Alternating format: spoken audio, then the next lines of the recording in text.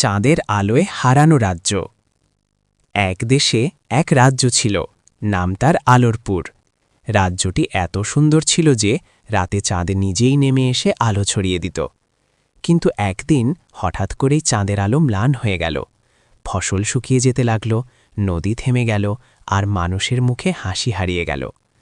রাজ্যের রাজা ঘোষণা দিলেন, যে চাঁদের আলো ফিরিয়ে আনতে পারবে তাকেই রাজ্যের সর্বোচ্চ সম্মান দেওয়া হবে।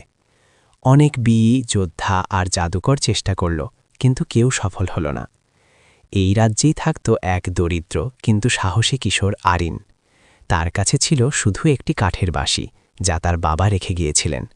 সবাই তাকে তুচ্ছ করত, কিন্তু আরিন বিশ্বাস করত হৃদয়ের সাহসই আসল শক্তি।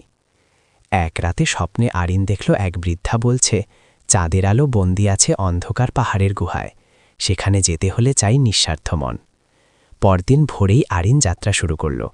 পথে সে এক আহত পাখিকে সাহায্য করল, এক ক্ষুধার্ত শিশুকে খাবার দিল, আর এক বৃদ্ধাকে নদী পার করাল।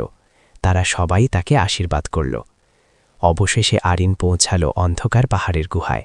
সেখানে এক ভয়ঙ্কর ছায়ারক্ষী তার পথ আটকাল। ছায়া বলল, তুই কি চাস? আরিন বলল, আমি নিজের জন্য কিছু চাই না, আমি আমার রাজ্যের আলো ফিরিয়ে নিতে চাই।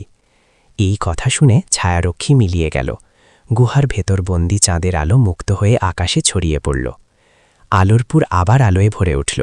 রাজা আরিনকে রাজপুত্র করতে চাইলেন, কিন্তু আরিন হাসি দিয়ে বলল, আমি শুধু আমার রাজ্যকে হাসতে দেখতে চেয়েছিলাম। সে আবার নিজের ছোট ঘরে ফিরে গেল, কিন্তু তার নাম রয়ে গেল ইতিহাসে, আলো ফিরিয়ে আনা সেই কিশোর।